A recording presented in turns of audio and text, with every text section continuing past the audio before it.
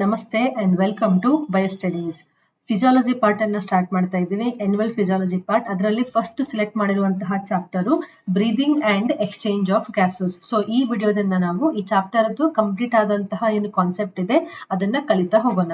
Now what do you mean by this breathing and exchange of gases? ಈ breathing and exchange of gases ಗೆ ಸಂಬಂಧಪಟ್ಟಂತಹ ಇನ್ನೂ ಒಂದು word ನಮಗೆ ಗೊತ್ತಿದೆ. ಯಾವ್ದದು? ರೆಸ್ಪಿರೇಷನ್ ಅಂತ. ಹೌದಾ? ಸೊ ರೆಸ್ಪಿರೇಷನ್ ಅಥವಾ ಬ್ರೀದಿಂಗ್ ಅಂತ ನಾವು ಸಿಂಪಲ್ ಆಗಿ ಏನ್ ಹೇಳ್ತಾ ಇರ್ತೀವಲ್ಲ.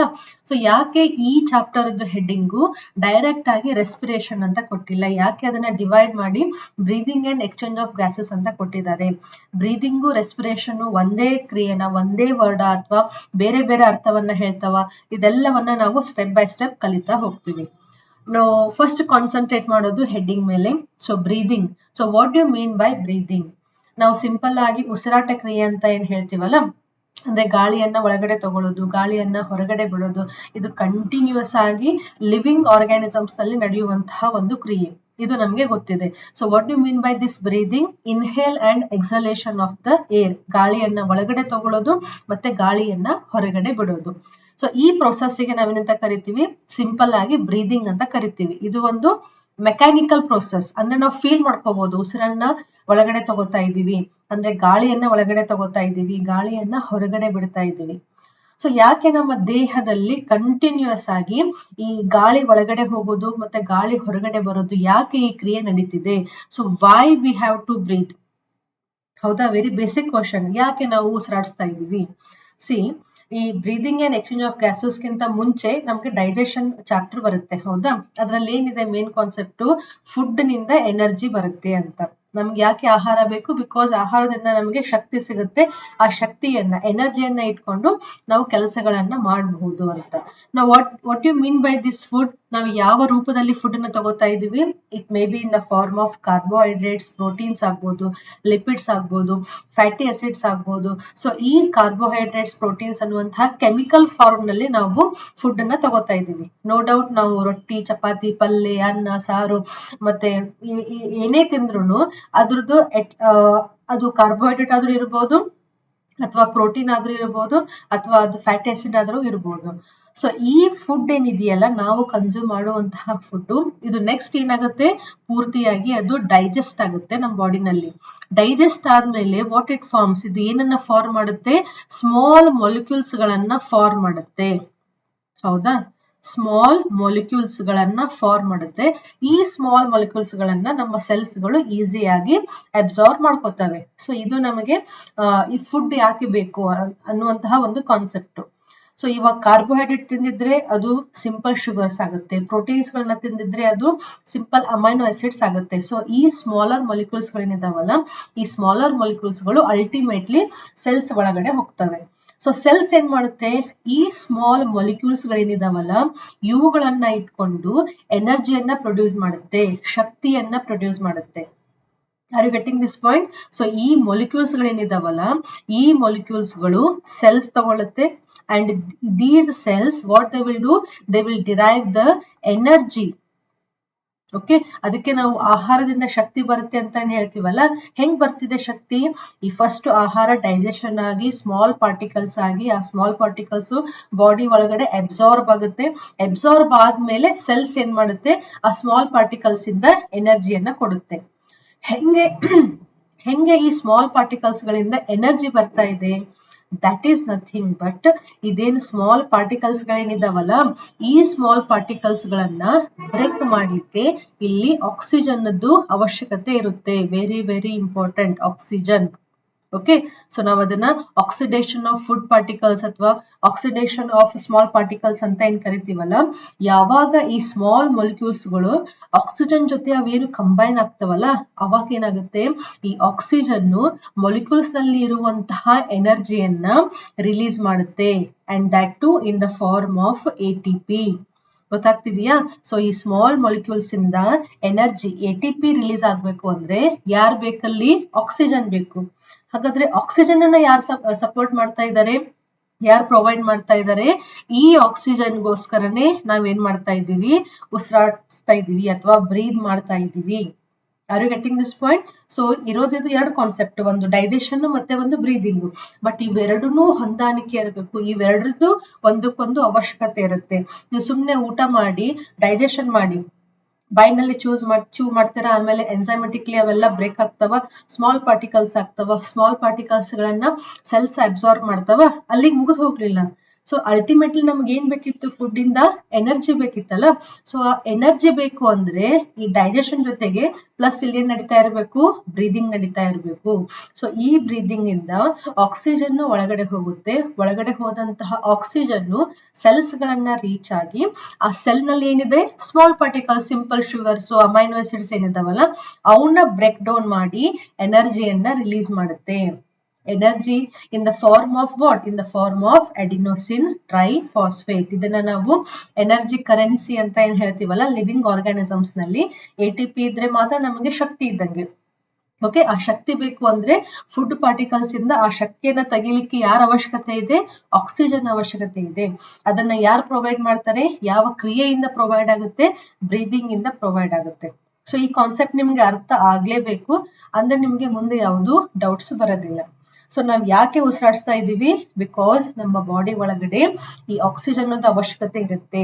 ಆ ಆಕ್ಸಿಜನ್ ಅನ್ನ ನಾವು ಇನ್ಹೇಲ್ ಮಾಡೋದ್ರಿಂದ, ಗಾಳಿಯನ್ನ ಇನ್ಹೇಲ್ ಮಾಡೋದ್ರಿಂದ ಆಕ್ಸಿಜನ್ ಕೂಡ ಒಳಗಡೆ ಹೋಗ್ತಾ ಇರುತ್ತೆ.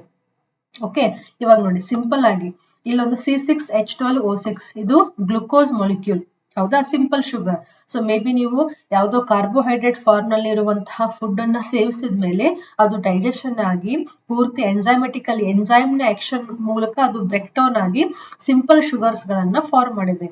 ಈ ಸಿಂಪಲ್ ಶುಗರ್ ಮುಂದೆ ಆಕ್ಸಿಡೈಸ್ ಆಗುತ್ತೆ. ಆಕ್ಸಿಡೇಷನ್ ಅಂದ್ರೆ ಆಕ್ಸಿಜನ್ ಅದನ್ನ ಏನ್ ಮಾಡುತ್ತೆ? It will convert it into carbon dioxide and water. So ಈ ಸಿಂಪಲ್ ಮೊಲಿಕ್ಯೂಲ್ ಅನ್ನ ಬ್ರೇಕ್ ಡೌನ್ ಮಾಡಿ ಕಾರ್ಬನ್ ಡೈಆಕ್ಸೈಡ್ ಪ್ಲಸ್ ವಾಟರ್ ಅನ್ನ ರಿಲೀಸ್ ಮಾಡುತ್ತೆ.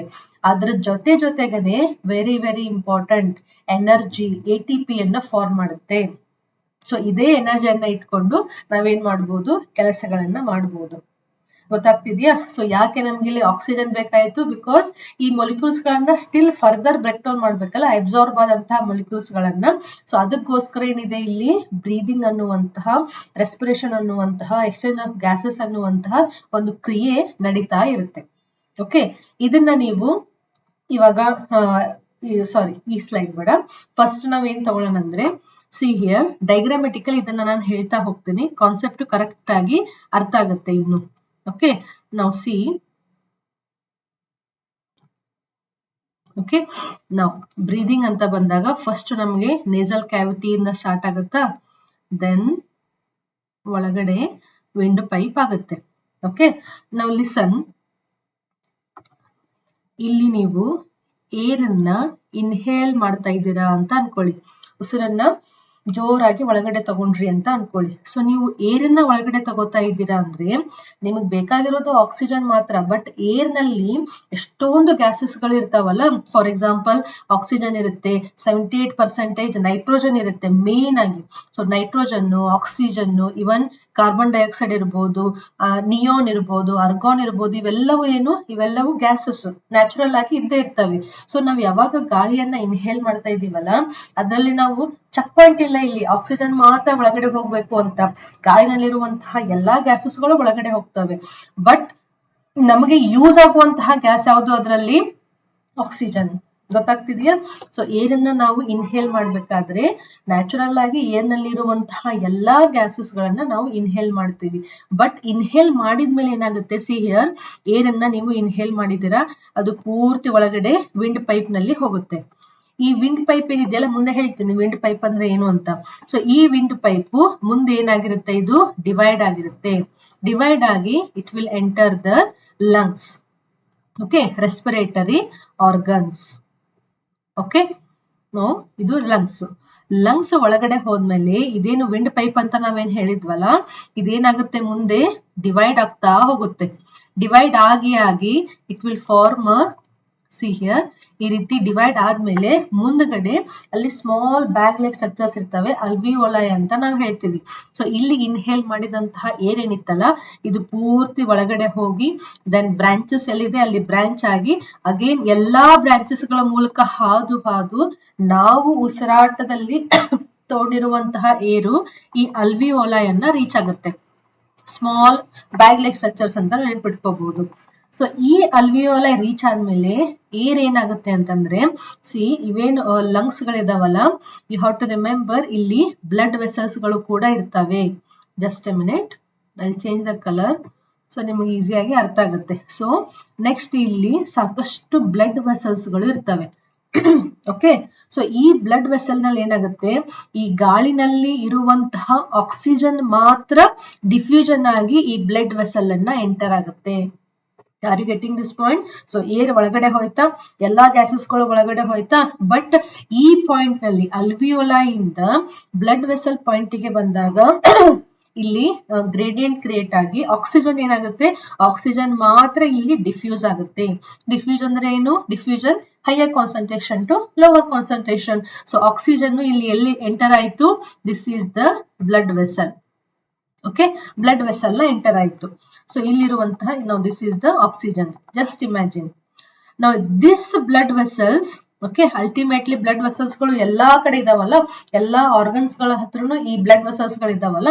ನಾವು ಜಸ್ಟ್ ಇಮ್ಯಾಜಿನ್ ಇದು ಯಾವ್ದಾದ್ರು ಒಂದು ಆರ್ಗನ್ ಅನ್ನ ತಗೊಳ್ಳಿ, ಸ್ಟಮಕ್ ಅನ್ನ ತಗೊಳ್ಳಿ ಅಥವಾ ಲಿವರ್ ಅನ್ನ ತಗೊಳ್ಳಿ. So these are the organs. ಸುಮ್ನೆ ನಿಮ್ಗೆ ದಿಸ್ ಈಸ್ ದ ಬ್ರೈನ್.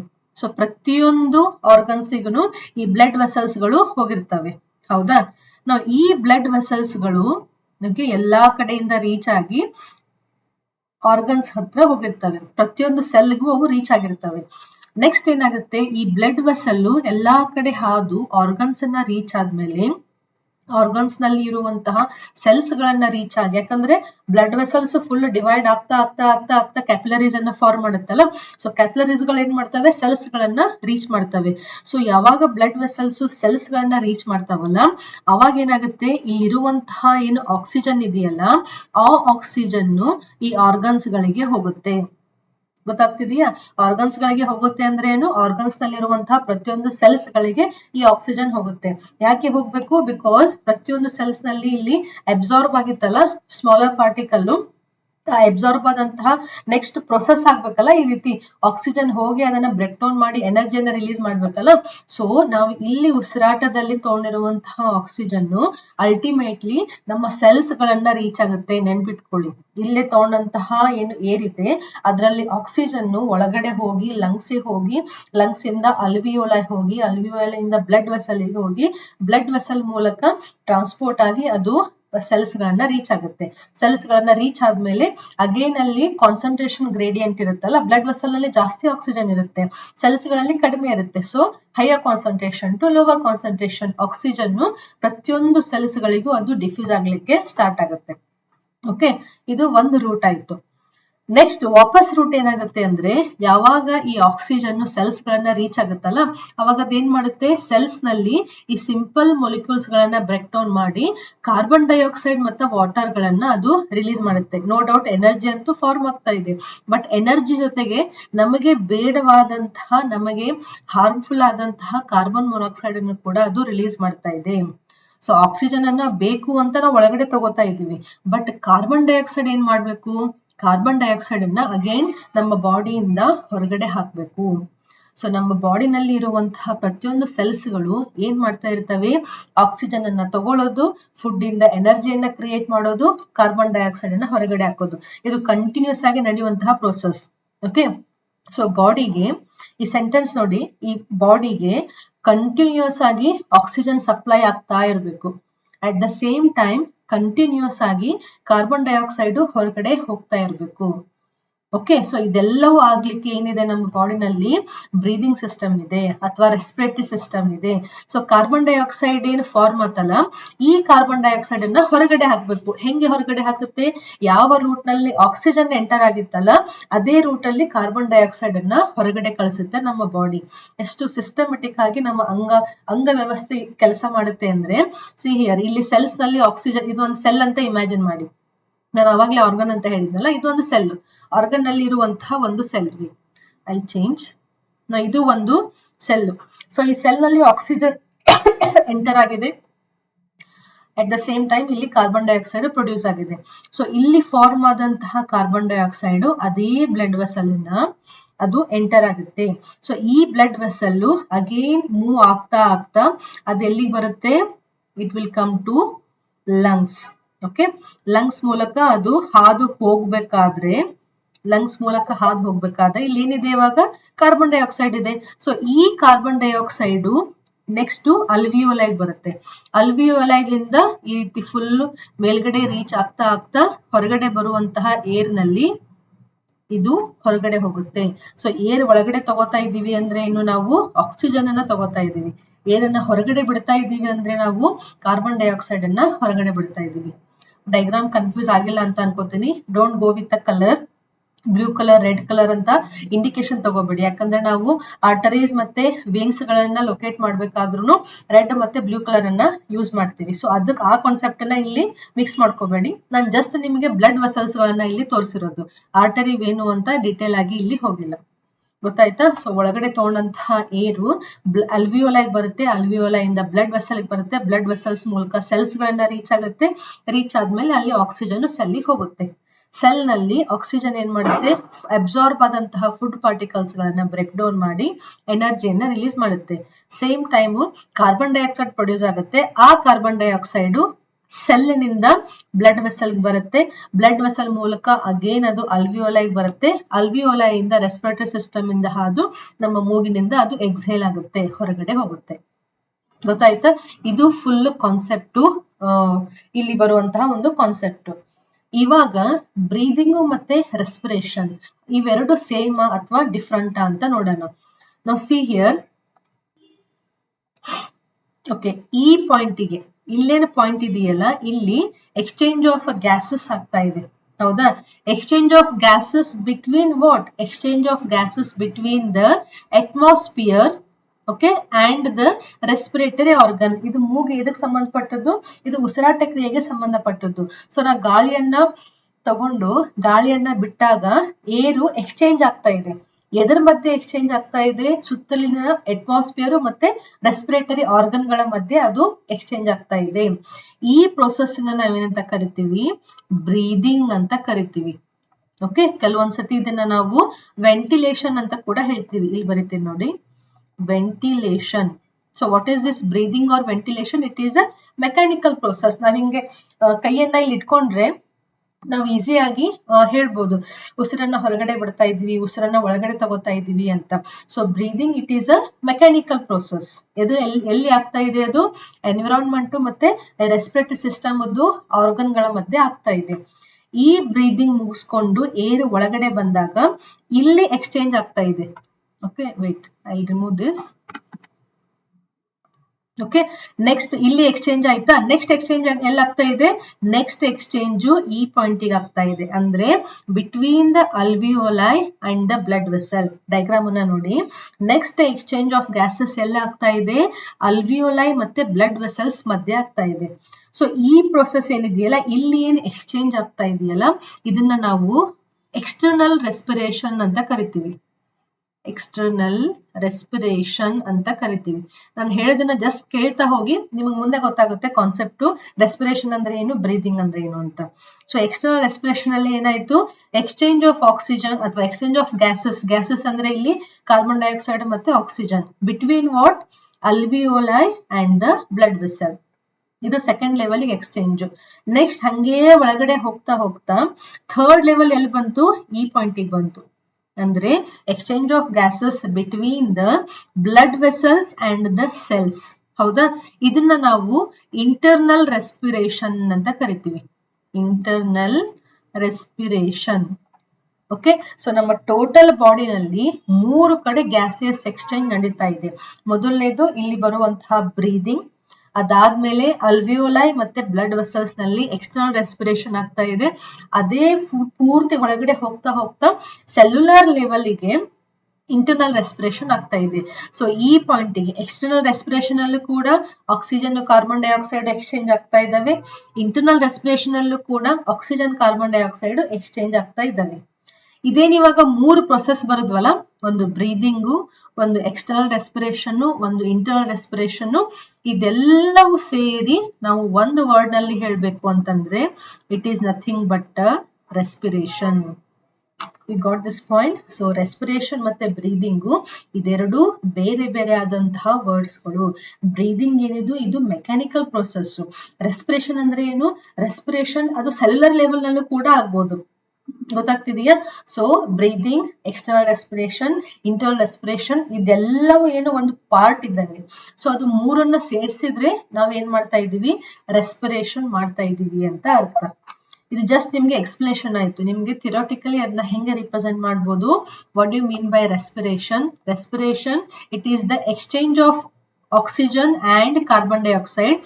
ನಾನು ಇದನ್ನ ಎಕ್ಸ್ಪ್ಲೇನ್ ಮಾಡ್ತಾ ಇದ್ದೀನಿ, ಈ ಪೂರ್ತಿ ವರ್ಡ್ ಅನ್ನ. ಅಂದ್ರೆ ನೀವು ರೆಸ್ಪಿರೇಷನ್ ಅನ್ನ ಡಿಫೈನ್ ಮಾಡ್ತಾ ಇದ್ದೀರಾ, ಎಕ್ಸ್ಚೇಂಜ್ ಮಾಡ್ತಾ ಇದ್ದೀರಾ ಅಂತಂದ್ರೆ ಆ ಡೆಫಿನೇಷನ್ ಅಲ್ಲಿ ಇದು 3 ಕಾನ್ಸೆಪ್ಟ್ ಕವರ್ ಆಗ್ಬೇಕು, ಇದು 3 ವರ್ಡ್ ಕವರ್ ಆಗ್ಬೇಕು.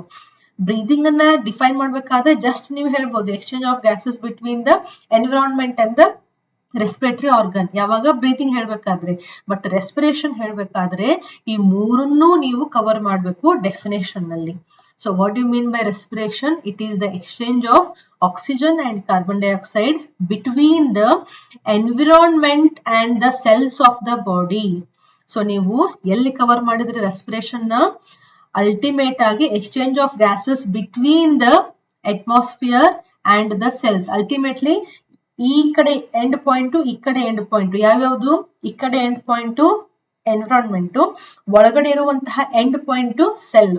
ಸೊ ಈ ಎನ್ವಿರಾನ್ಮೆಂಟ್ ಮತ್ತೆ ಸೆಲ್ಸ್ ಗಳ ಮಧ್ಯೆ ಲಾಸ್ಟ್ ಗೆ ಏನಾಗ್ತಾ ಇದೆ, ಎಲ್ಲವೂ ಸೇರಿ ಎಕ್ಸ್ಚೇಂಜ್ ಆಗ್ತಾ ಇದೆ. ಅದನ್ನೇ ಡೆಫಿನೇಷನ್ ಅಲ್ಲಿ ಇಲ್ಲಿ ನಾನು ಹಾಕಿರೋದು. So it is the exchange of oxygen and carbon dioxide between the environment and the cell of the body, wherein ಅಲ್ಲಿ ಏನಾಗ್ತಾ ಇದೆ, organic nutrients are broken down enzymatically to release the energy. Ultimately ಯಾಕೆ ನಾವು ಈ gases exchange ಅನ್ನ ಮಾಡ್ತಾ ಇದೀವಿ, to release the energy. ಈ ಸೆಂಟೆನ್ಸ್ ಎಷ್ಟು ನೀಟ್ ಆಗಿ ಕರೆಕ್ಟ್ ಆಗಿ ಇದೆ ನೋಡಿ. ಈ ಸೆಂಟೆನ್ಸ್ ಅರ್ಥ ಆಯ್ತು ಅಂದ್ರೆ ಚಾಪ್ಟರ್ ನಲ್ಲಿ ನೀವು ಏನ್ ಓದ್ತಾ ಇದ್ದೀರಾ ಅಂತ ಗೊತ್ತಾಗುತ್ತೆ, ಯಾವ ಹೆಡ್ಡಿಂಗ್ ಎಲ್ಲಿ ಬಂತು ಅಂತ ಅರ್ಥ ಆಗುತ್ತೆ. ಸೊ ಜಸ್ಟ್ ಒಂದ್ಸತಿ ಓದ್ಕೊಳ್ಳಿ, exchange of oxygen and carbon dioxide between the environment and the cells of the body, where the organic nutrients. ಯಾವ್ದು ಆರ್ಗ್ಯಾನಿಕ್ ನ್ಯೂಟ್ರಿಯೆಂಟ್ಸ್, ನಾವು ಊಟ ಮಾಡುವಂತಹ ಆಹಾರ ಏನಿದೆಯಲ್ಲ, ಕಾರ್ಬೋಹೈಡ್ರೇಟ್ಸ್, ಪ್ರೋಟೀನ್ಸ್, ಇವೆಲ್ಲವೇನು ಆರ್ಗ್ಯಾನಿಕ್ ನ್ಯೂಟ್ರಿಯೆಂಟ್ಸ್.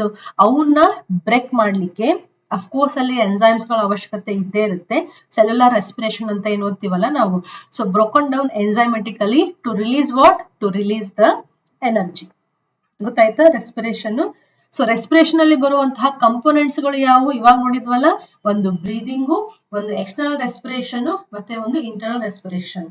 ನಾನು ಅವಾಗ್ಲೇ ಹಾಕಿರುವಂತಹ ಡೈಗ್ರಾಮ್ ಅರ್ಥ ಆಗಿದೆ ಅಂತಂದ್ರೆ ನೀವೇ ಈಸಿಯಾಗಿ ಹೇಳ್ಬೋದು ಬ್ರೀದಿಂಗ್ ಅಂದ್ರೆ ಏನು, ಎಕ್ಸ್ಟರ್ನಲ್ ಅಂದ್ರೆ ಏನು, ಇಂಟರ್ನಲ್ ಅಂದ್ರೆ ಏನು ಅಂತ. So what is breathing? Breathing is a mechanical process, exchange of air between environment and the respiratory organs, and it can be felt by placing the hand over the chest. ಹಿಂಗ್ ಕೈ ಇಟ್ಕೊಂಡು ನೋಡಿದ್ರೆ inhale ಮಾಡಿದ್ದು ಗೊತ್ತಾಗುತ್ತೆ, exhale ಮಾಡಿದ್ದು ಗೊತ್ತಾಗುತ್ತೆ. So ಇದು mechanical process. ಈ ಬ್ರೀದಿಂಗ್ ನಲ್ಲಿ ಬರುವಂತಹ ಸ್ಟೆಪ್ಸ್ ಗಳನ್ನ ನೆಕ್ಸ್ಟ್ ವಿಡಿಯೋಗಳಲ್ಲಿ ನಾವು ಕವರ್ ಮಾಡೋಣ. ನೆಕ್ಸ್ಟ್ ಎಕ್ಸ್ಟರ್ನಲ್ ರೆಸ್ಪಿರೇಷನ್ ಅಂದ್ರೆ ಏನು, exchange of respiratory gases between blood and the respiratory surface. Respiratory surface ಎಲ್ಲಿರುತ್ತೆ, ರೆಸ್ಪಿರೇಟರಿ ಸರ್ಫೇಸ್ ಅವೇನ್ ಅಲ್ವಿಯೋಲಾ ಇದ್ವಲ್ಲ ಅವ್ರ ಮೇಲ್ಗಡೆ ರೆಸ್ಪಿರೇಟರಿ ಸರ್ಫೇಸ್ ಅಂತ ಆಯ್ತು. So exchange of gases between respiratory surface and the blood vessel, ಇದನ್ನ ನಾವು ಎಕ್ಸ್ಟರ್ನಲ್ ರೆಸ್ಪಿರೇಷನ್ ಅಂತ ಕರಿದ್ವಿ. ಇಂಟರ್ನಲ್ ರೆಸ್ಪಿರೇಷನ್ ಅಂದ್ರೆ ಏನು, diffusion of gases from blood into tissue cells. So organs ಗಳನ್ನ ರೀಚ್ ಆದ್ಮೇಲೆ ಅಲ್ಲಿರುವಂತಹ ಟಿಶ್ಯೂ ಸೆಲ್ಸ್ ಗಳ ಮಧ್ಯೆ ಏನಾಗುತ್ತೆ, ಡಿಫ್ಯೂಷನ್ ಆಗುತ್ತೆ. ಆಕ್ಸಿಜನ್ ಒಂದ್ ಕಡೆ ಮತ್ತೆ ಕಾರ್ಬನ್ ಡೈಆಕ್ಸೈಡ್ ಒಂದ್ ಕಡೆ ಎಕ್ಸ್ಚೇಂಜ್ ಆಗ್ತದೆ. So that process is a internal respiration. So ಇದು 3 ಪ್ರೋಸೆಸ್ ಸೇರಿ ಏನಾಗ್ತಾ ಇದೆ, ಇಲ್ಲಿ ರೆಸ್ಪಿರೇಷನ್ ಆಗ್ತಾ ಇದೆ. ಯಾವುದೇ ರೀತಿಯಾದಂತಹ ಕನ್ಫ್ಯೂಷನ್ ಇರಲೇಬಾರದು, ಇರಲ್ಲ ಅಂತ ಅನ್ಕೋತೀನಿ. ಈ ಡೈಗ್ರಾಮ್ ನಿಮಗೆ ಕರೆಕ್ಟ್ ಆಗಿ ಗೊತ್ತಿರಬೇಕು. ಎಕ್ಸಾಮ್ ಅಲ್ಲಿ ಇದು ಕೇಳುವಂತಹ ಡೈಗ್ರಾಮ್ ಅಲ್ಲ, ನಿಮಗೆ ಎಕ್ಸ್ಪ್ಲೇಷನ್ ಈಸಿಯಾಗಿ ಅರ್ಥ ಆಗ್ಲಿ ಅಂತ ಡ್ರಾ ಮಾಡಿರೋದು. ಓಕೆ, ನಾವು ನೆಕ್ಸ್ಟ್ ಒನ್ ಇವಾಗ ಎಷ್ಟೊಂದು ಲಿವಿಂಗ್ ಆರ್ಗಾನಿಸಮ್ಸ್ ಗಳಿದಾವಲ್ಲ, ಪ್ಲಾಂಟ್ಸ್ ಮತ್ತೆ ಅನಿಮಲ್ಸ್ ಅನ್ನ ತಗೊಂಡ್ರೆ ಪ್ಲಾಂಟ್ಸ್ ರೆಸ್ಪಿರೇಷನ್ ಬೇರೆ ರೀತಿ, ಅದನ್ನ ನೀವು ಪ್ಲಾಂಟ್ ರೆಸ್ಪಿರೇಷನ್ ಬೇರೆ ಲೆಸನ್ ಅಲ್ಲಿ ಚಾಪ್ಟರ್ ನಲ್ಲಿ ಓದ್ತೀರಾ. ಓಕೆ, ಅನಿಮಲ್ ರೆಸ್ಪಿರೇಷನ್ ತಗೊಂಡ್ರೆ ಅನಿಮಲ್ಸ್ ನಲ್ಲಿನೇ ನಮಗೆ ಎಷ್ಟು ಸಾಕಷ್ಟು ಡಿಫ್ರೆಂಟ್ ಟೈಪ್ಸ್ ಆಫ್ ಅನಿಮಲ್ಸ್ ಇದಾವಲ್ಲ, porifera, coelenterata, annelida, arthropoda, mollusca, then vertebrates, ಎಷ್ಟೊಂದು ಅನಿಮಲ್ಸ್ ಇದಾವೆ. ಹಾಗಾದ್ರೆ ಎಲ್ಲಾ ಅನಿಮಲ್ಸ್ ನಲ್ಲಿನೂ ಒಂದೇ ರೀತಿಯಾದಂತಹ ರೆಸ್ಪಿರೇಷನ್ ಆಗ್ತಾ ಇದೆಯಾ? ಖಂಡಿತವಾಗ್ಲೂ ಅಲ್ಲ. ಯಾಕೆ? ಬಿಕಾಸ್ ಪ್ರತಿಯೊಂದು ಅನಿಮಲ್, ಪ್ರತಿಯೊಂದು ಪ್ರಾಣಿ, ಪ್ರತಿಯೊಂದು ಜೀವಿ ಅದು ಇರುವಂತಹ ಏನು ಹ್ಯಾಬಿಟ್ಯಾಟ್ ಇದೆಯಲ್ಲ, ಆ ಹ್ಯಾಬಿಟ್ಯಾಟಿಗೆ ಅದಿರುವಂತಹ ಸುತ್ತಮುತ್ತಲಿನ ವಾತಾವರಣಕ್ಕೆ ಅನುಕೂಲವಾಗಿ ಒಂದು ರೆಸ್ಪಿರೇಟರಿ ಸಿಸ್ಟಮ್ ಅಂತ ಇರುತ್ತೆ, ಉಸಿರಾಟದ ಒಂದು ವ್ಯವಸ್ಥೆ ಅಂತ ಇರುತ್ತೆ. ಕೆಲವೊಂದು ಅನಿಮಲ್ಸ್ ಗಳು ನೀರಿನಲ್ಲಿ ಇರ್ತವೆ, ಕೆಲವೊಂದು ಅನಿಮಲ್ಸ್ ಗಳು ನೆಲದ ಮೇಲೆ ಟೆರೆಸ್ಟ್ರಲ್ ಇರ್ತವೆ, ಕೆಲವೊಂದು ಅನಿಮಲ್ಸ್ ಗಳು ಬೋತ್ ವಾಟರ್ ಮತ್ತೆ ಲ್ಯಾಂಡ್ ಮೇಲೆ ಇರ್ತವೆ. ಸೊ ಆ ಜೀವಿ ಎಲ್ಲಿ ಬದುಕ್ತಾ ಇದೆ ಅದಕ್ಕೆ ಅನುಗುಣವಾಗಿ ಅದರದ್ದು ಉಸಿರಾಟದ ಕ್ರಿಯೆದು ವ್ಯವಸ್ಥೆ ಆಗಿರುತ್ತೆ. ಅಟ್ ದ ಸೇಮ್ ಟೈಮ್ ಆ ಜೀವಿಯ ಲೆವೆಲ್ ಆಫ್ ಆರ್ಗನೈಸೇಷನ್ ಹೆಂಗಿದೆ, ಟಿಶ್ಯೂ ಲೆವೆಲ್ ಇದೆಯಾ, ಆರ್ಗನ್ ಲೆವೆಲ್ ಇದೆಯಾ, ಆರ್ಗನ್ ಸಿಸ್ಟಮ್ ಲೆವೆಲ್ ಇದೆಯಾ. So level of organisation and habitat very important. ಈ ಎರಡರದ್ದು ಬೇಸಿಸ್ ಮೇಲೆ ಬೇರೆ ಬೇರೆ ಅನಿಮಲ್ಸ್ ನಲ್ಲಿ ಬೇರೆ ಬೇರೆ ರೀತಿಯಾದಂತಹ ರೆಸ್ಪಿರೇಟರಿ ಸಿಸ್ಟಮ್ ನಮ್ಗೆ ಸಿಗುತ್ತೆ. ಸೊ ಜಸ್ಟ್ ನಿಮಗೆ ಒಂದ್ಸತಿ ನೋಟ್ ಮಾಡ್ಕೊಳ್ಳೋಣ, ಇದು ಎಕ್ಸಾಮ್ ನಲ್ಲಿ ಕೇಳಬಹುದು, ಒಂದ್ಸತಿ ನಾವು ರಿವೈಸ್ ಮಾಡ್ದಂಗೂ ಆಗುತ್ತೆ. ನಾವು first respiratory organs, these are based on habitat and level of organization. So ಆ ಪ್ರಾಣಿದು ಹ್ಯಾಬಿಟ್ಯಾಟ್ ಮತ್ತೆ ಲೆವೆಲ್ ಆಫ್ ಆರ್ಗನೈಸೇಷನ್ ಮೇಲೆ ನಿಮಗೆ ಬೇರೆ ಬೇರೆ ರೀತಿಯಾದಂತಹ ರೆಸ್ಪಿರೇಟರಿ ಸಿಸ್ಟಮ್ ಸಿಗುತ್ತೆ. First one, cell surface respiration. What you mean by cell surface respiration? The cells are in direct contact with the environment. ಅಂದ್ರೆ ನೀರ್ ಆಗ್ಬೋದು ಅಥವಾ ಲ್ಯಾಂಡ್ ಆಗ್ಬೋದು. ಸೊ ಪ್ರತಿಯೊಂದು ಸೆಲ್ಸ್ ಗಳು ಆ ಎನ್ವಿರಾನ್ಮೆಂಟ್ ಜೊತೆ ಕಾಂಟ್ಯಾಕ್ಟ್ ನಲ್ಲಿ ಇರ್ತವೆ. ಸೊ ಅಲ್ಲಿ ಏನಾಗುತ್ತೆ, ಡೈರೆಕ್ಟ್ ಆಗಿ ಆ ಸೆಲ್ ಗಳ ಮಧ್ಯೆ exchange of gases by diffusion ಆಗುತ್ತೆ. ಗೊತ್ತಾಗ್ತಿದೆಯಾ? ಪ್ರೊಟಿಸ್ಟ್ ಆಗ್ಬೋದು, ಸ್ಪಾಂಜಸ್ ಆಗ್ಬೋದು, ಸಿಲೆಂಟರೇಟ್ ಆಗ್ಬೋದು, ಅಥವಾ ಫ್ಲಾಟ್ ವರ್ಮ್ಸ್ ಗಳಾಗ್ಬೋದು. ಸೊ ನೀವು ಸ್ಪಾಂಜಸ್ ಬಾಡಿಯನ್ನ ತಗೊಂಡ್ರೆ ನಾವಿಲ್ಲಿ ಸೆಲ್ಸ್ ಗಳನ್ನ ಏನ್ ಡ್ರಾ ಮಾಡಿದ್ವಲ್ಲ, ಸೊ ಪ್ರತಿಯೊಂದು ಸೆಲ್ನು ವಾಟರ್ ಜೊತೆ ಕಾಂಟ್ಯಾಕ್ಟ್ ನಲ್ಲಿ ಇದೆ. ಸೊ ಇಲ್ಲೇನಾಗುತ್ತೆ, ಡೈರೆಕ್ಟ್ ಆಗಿ ಡಿಫ್ಯೂಷನ್ ಆಫ್ ಗ್ಯಾಸಸ್ ಆಗ್ಬಿಡುತ್ತೆ. ಅದನ್ನ ನಾವು ಸೆಲ್ ಸರ್ಫೇಸ್ ರೆಸ್ಪಿರೇಷನ್ ಅಂತ ಕರಿತೀವಿ. ನೆಕ್ಸ್ಟ್ ಒನ್ ಯಾವುದು? Cutaneous respiration. ಅಂದ್ರೆ the skin is very thick, the skin is very thin. Okay, so ಈ ಸ್ಕಿನ್ ನ ಮೂಲಕ, ಈ ಸ್ಕಿನ್ ಏನಿರುತ್ತಲ್ಲ ಇದು ತುಂಬಾ ಮಾಯ್ಸ್ಟ್ ಆಗಿರುತ್ತೆ, ಯಾವತ್ತು ಅಲ್ಲಿ ವಾಟರ್ ಕಂಟೆಂಟ್, ಮಾಯ್ಶ್ಚರ್ ಕಂಟೆಂಟ್ ಇರುತ್ತೆ. ಸೊ ಇಲ್ಲಿ ಈಸಿಯಾಗಿ ಗ್ಯಾಸಿಯಸ್ ಎಕ್ಸ್ಚೇಂಜ್ ಆಗುತ್ತೆ. The skin is very thin, moist and vascular. ಅಂದ್ರೆ ಈ ಸ್ಕಿನ್ ಕೆಳಗಡೆ ನಿಮಗೆ ಸಾಕಷ್ಟು ಬ್ಲಡ್ ವೆಸಲ್ಸ್ ಗಳು ಸಿಗ್ತವೆ. ಸೊ ನಮಗೆ ಬ್ಲಡ್ ವೆಸಲ್ಸ್ ಗೆ ಹೋಗ್ಬೇಕಲ್ಲ ಏರು, ಸೊ ಈಸಿಯಾಗಿ ಈ ಸ್ಕಿನ್ ಅನ್ನ ದಾಟಿ ಎಕ್ಸ್ಚೇಂಜ್ ಆಫ್ ಗ್ಯಾಸಸ್ ಆಗ್ತಾ ಇರುತ್ತೆ.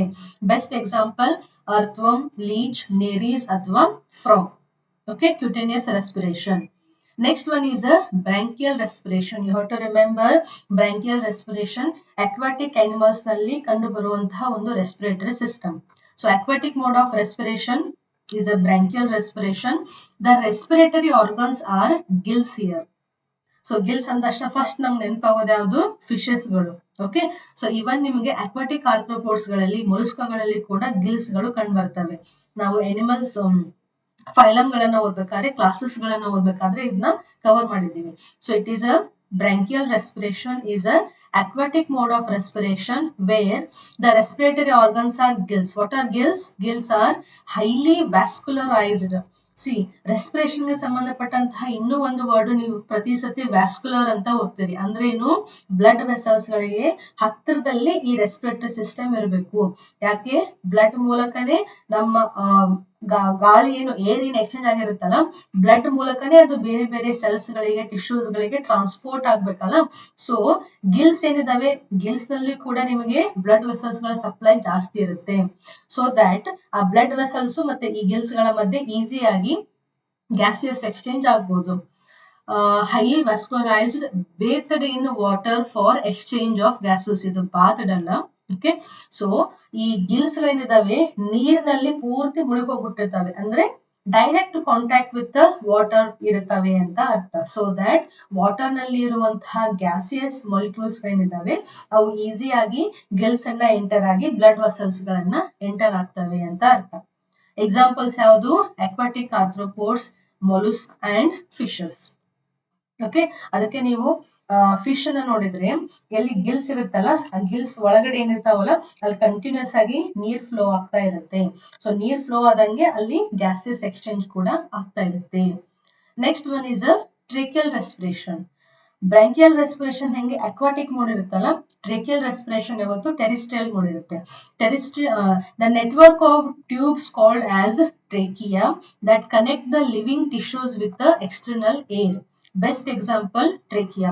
ನೀವು ಇವಾಗ ಏನಿದೆಯೋ ಗೊತ್ತಿಲ್ಲ, ಬಟ್ ನಾವು ಕಲಿಬೇಕಾದ್ರೆ BSc MS ನಲ್ಲಿ ನಾವು ಈ ಇನ್ಸೆಕ್ಟ್ ಗಳದ್ದು ಟ್ರ್ಯಾಕಿಯಲ್ ಸಿಸ್ಟಮ್ ಏನಿದೆಯಲ್ಲ ಅದನ್ನ ನಾವು ನೋಡ್ತಾ ಇದ್ವಿ ಫುಲ್ ಡಿಸ್ಟ್ರಾಕ್ಷನ್ ಮಾಡ್ಬೇಕಾದ್ರೆ. ಸೊ ಈ ಟ್ರ್ಯಾಕಿಯಾ ಏನಿದೆಯಲ್ಲ, this trachea it is I think ಈ ಹೆಂಗೆ ನಮ್ಮ ಬಾಡಿನಲ್ಲಿ ಹೆಂಗೆ ಇಲ್ಲಿ ಟ್ರ್ಯಾಕಿಯಾ ಅಂತ ಇದೆಯಲ್ಲ, ವಿಂಡ್ ಪೈಪ್ ಅಂತ ಇದೆಯಲ್ಲ, ಸೊ ಅದೇ ರೀತಿಯಾದಂತಹ ಟ್ಯೂಬ್ಸ್ ಗಳಿರ್ತವೆ, ನೆಟ್ವರ್ಕ್ ಅನ್ನ ಫಾರ್ಮ್ ಮಾಡಿರ್ತವೆ. ನಾವು ಕಾಕ್ರೋಚ್ ಏನ್ ಕಲ್ತಿದೀವಲ್ಲ, ಕಾಕ್ರೋಚ್ ರೆಸ್ಪಿರೇಟರಿ ಸಿಸ್ಟಮ್ ವಿಡಿಯೋ ಕೂಡ ಇದೆ. ಕಾಕ್ರೋಚ್ ರೆಸ್ಪಿರೇಟರಿ ಸಿಸ್ಟಮ್ ಅನ್ನ ಓಪನ್ ಮಾಡಿದ್ರೆ ನಿಮಗಲ್ಲಿ ಟ್ರೇಕಿಯಲ್ ರೆಸ್ಪಿರೇಷನ್ ಅದು ನೀಟ್ ಆದಂತಹ ಎಕ್ಸ್ಪ್ಲನೇಷನ್ ಸಿಗುತ್ತೆ. ಸೊ ಟ್ರೇಕಿಯಲ್ ರೆಸ್ಪಿರೇಷನ್ ಅಂದ್ರೆ ಟ್ಯೂಬ್ಸ್ ಗಳಿರ್ತವೆ, ಫುಲ್ ನೆಟ್ವರ್ಕ್ ಆಗಿ ಟ್ಯೂಬ್ಸ್ ಗಳಿರ್ತವೆ. ಈ ಟ್ಯೂಬ್ ಗಳ ಮಧ್ಯೆ ಏರು ಮೂವ್ ಆಗ್ತಾ ಇರುತ್ತೆ. ಅಲ್ಲಿ ಮೂವ್ ಆದಂತಹ ಏರು ಬ್ಲಡ್ ವೆಸಲ್ಸ್ ನಲ್ಲಿ ಎಕ್ಸ್ಚೇಂಜ್ ಆಗಿ ನೆಕ್ಸ್ಟ್ ಸೆಲ್ಸ್ ಗಳನ್ನ ಅದು ರೀಚ್ ಆಗುತ್ತೆ. So tracheal respiration, it is the network of tubes called as a trachea that connect the living tissue with the external air. Example is insect. And last one very important, pulmonary respiration. Pulmonary word ಯಾವತ್ತು ನಾವು lungs ಬಗ್ಗೆ ಹೇಳ್ಬೇಕಾದ್ರೆ ಈ word ಅನ್ನ use ಮಾಡ್ತೀವಿ. Okay, so lungs ಎಲ್ಲಿರುತ್ತೋ ಅಲ್ಲಿ pulmonary word ಅನ್ನ ನಾವು ಫ್ರೀಕ್ವೆಂಟ್ ಆಗಿ ಯೂಸ್ ಮಾಡ್ತೀವಿ. ಸೊ ಪಲ್ಮನರಿ ರೆಸ್ಪಿರೇಷನ್ ಅಂದ್ರೆ ಅಲ್ಟಿಮೇಟ್ಲಿ ಅಲ್ಲಿ ಏನಿರಬೇಕು, ರೆಸ್ಪಿರೇಟರಿ ಆರ್ಗನ್ಸ್ ಲಂಗ್ಸ್ ಇರಬೇಕು.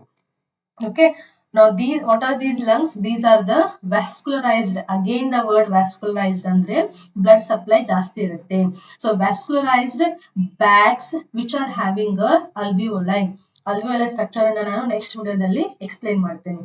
ಸೊ ಪಲ್ಮನರಿ ರೆಸ್ಪಿರೇಷನ್ ಅನ್ನ ಹೊಂದಿರುವಂತಹ ಅನಿಮಲ್ಸ್ ಗಳಲ್ಲಿ ಲಂಗ್ಸ್ ಇರ್ತವೆ. ಈ ಲಂಗ್ಸ್ ನಲ್ಲಿ ಅಲ್ವಿಯೋಲ ಇರ್ತವೆ. ಲಂಗ್ಸ್ ಗೆ ಪೂರ್ತಿಯಾಗಿ ವ್ಯಾಸ್ಕುಲರೈಸ್ಡ್ ಇರ್ತವೆ. ಸೊ ಅಲ್ಲಿ ಗ್ಯಾಸಿಯಸ್ ಎಕ್ಸ್ಚೇಂಜ್ ಆಗುತ್ತೆ. Example, all land vertebrates like amphibians, reptiles, birds and mammals. See amphibians ನಾವು ಫ್ರಾಗ್ ಅನ್ನ ಕ್ಯುಟೇನಿಯಸ್ ರೆಸ್ಪಿರೇಷನ್ ನಲ್ಲೂ ಹಾಕಿದ್ದೀವಿ. ಆಂಫಿಬಿಯನ್ಸ್ ಅಂದ್ರೆ ಏನು, ನೀರ್ನಲ್ಲೂ ಇರ್ತವೆ ಮತ್ತೆ ಅವು ಟೆರಿಸ್ಟ್ರಿಯಲ್ ಆಗಿ ಇರ್ತವೆ. ನೀರ್ನಲ್ಲಿ ಇದ್ದಾಗ ಕ್ಯುಟೇನಿಯಸ್ ರೆಸ್ಪಿರೇಷನ್ ಮಾಡ್ತಾ ಇರ್ತವೆ. ಅದೇ ಲ್ಯಾಂಡ್ ಮೇಲೆ ಬಂದ್ರೆ ಲಂಗ್ಸ್ ಗಳ ಮೂಲಕ ರೆಸ್ಪಿರೇಷನ್ ಮಾಡ್ತಾ ಇರ್ತವೆ. ಸೊ ಆಂಫಿಬಿಯನ್ಸ್ ಆಗ್ಬೋದು, ರೆಪ್ಟೈಲ್ಸ್ ಆಗ್ಬೋದು, ಬರ್ಡ್ಸ್ ಆಗ್ಬೋದು, ಮ್ಯಾಮಲ್ಸ್ ಆಗ್ಬೋದು, ನಮ್ಗೆಲ್ಲರಿಗೂ ಲಂಗ್ಸ್ ನ ಮೂಲಕ ಅಂದ್ರೆ ಈ ಪಲ್ಮನರಿ ರೆಸ್ಪಿರೇಷನ್ ಮೂಲಕ ಗ್ಯಾಸಿಯಸ್ ಎಕ್ಸ್ಚೇಂಜ್ ಆಗ್ತಾ ಇರುತ್ತೆ. ಸೊ ಇದು ನಿಮಗೆ ಕಂಪ್ಲೀಟ್ ಆಗಿ ಐಡಿಯಾ ಇರಲೇಬೇಕು, ನೆಗ್ಲೆಕ್ಟ್ ಮಾಡಬೇಡಿ. ಸೊ ಟೋಟಲ್ 5 ರೀತಿಯಾದಂತಹ ರೆಸ್ಪಿರೇಷನ್ಗಳು ಬೇರೆ ಬೇರೆ ಅನಿಮಲ್ಸ್ ಅಲ್ಲಿ ಕಂಡು ಬರ್ತವೆ. Cell surface, cutaneous respiration, then branchial respiration, tracheal respiration and pulmonary respiration. ಒಂದ್ಸತಿ ಬರುತ್ತಾಗದ್ಬಿಡಿ ಯಾವ ರೆಸ್ಪಿರೇಷನ್ ಗೆ ಯಾವ್ದು ಎಕ್ಸಾಂಪಲ್ ಅಂತ, ಅಂದ್ರೆ ನಿಮ್ಗೆ ಈಸಿಯಾಗಿ ಕಾನ್ಸೆಪ್ಟ್ ಅರ್ಥ ಆಗುತ್ತೆ. ಸೊ ಗೊತ್ತಾಯ್ತಾ? ಸೊ ನಾವ್ ಏನೇನ್ ಕವರ್ ಮಾಡಿದ್ವಿ, ರೆಸ್ಪಿರೇಷನ್ ಅಂದ್ರೆ ಏನು, ಬ್ರೀದಿಂಗು ಇಂಟರ್ನಲ್ ಮತ್ತೆ ಎಕ್ಸ್ಟರ್ನಲ್ ರೆಸ್ಪಿರೇಷನ್ ಇದೆಲ್ಲಿ ಆಗ್ತಾ ಇದೆ, ಯಾಕೆ ಆಗ್ತಾ ಇದೆ, ಮತ್ತೆ ಹೆಂಗೆ ಆಗ್ತಾ ಇದೆ, ಏನ್ ಅವಶ್ಯಕತೆ ಇದೆ ಅಂತ ಕಲ್ತಿದ್ದೀವಿ. ಓಕೆ, ಸೊ ನೆಕ್ಸ್ಟ್ ವಿಡಿಯೋದಲ್ಲಿ ಹ್ಯೂಮನ್ ರೆಸ್ಪಿರೇಟರಿ ಸಿಸ್ಟಮ್ ಅನ್ನ ಸ್ಟಾರ್ಟ್ ಮಾಡೋಣ. ಈ ಪ್ರತಿಯೊಂದು ಆರ್ಗನ್ಸ್ ಎಕ್ಸ್ಪ್ಲೇಷನ್ ಕ್ವಿಕ್ ಆಗಿ ನಾನು ಹೇಳ್ತಾ ಹೋಗ್ತೀನಿ. ಅದನ್ನ ಅರ್ಥ ಮಾಡ್ಕೊಂಡಾದ್ಮೇಲೆ then will go to the ಈ ಎಕ್ಸ್ಚೇಂಜ್ ಆಫ್ ಗ್ಯಾಸಸ್ ಸ್ಟೆಪ್ಸ್ ಗಳಿದಾವಲ್ಲ, ಮೆಕ್ಯಾನಿಸಮ್, ಅದನ್ನ ಕಲಿತಾ ಹೋಗೋಣ. ಸೊ ನೆಕ್ಸ್ಟ್ ವಿಡಿಯೋದಲ್ಲಿ will start with the human respiratory system. ಈ ವಿಡಿಯೋ ನಿಮ್ಗೆ ಇಂಟ್ರೊಡಕ್ಟರಿ ವಿಡಿಯೋ ಇದ್ರೂ ಬಟ್ ಇದೆಲ್ಲಾ ಕಾನ್ಸೆಪ್ಟ್ ಗಳು ನಿಮಗೆ ಕರೆಕ್ಟ್ ಆಗಿ ಅರ್ಥ ಆಗಿರ್ಬೇಕು.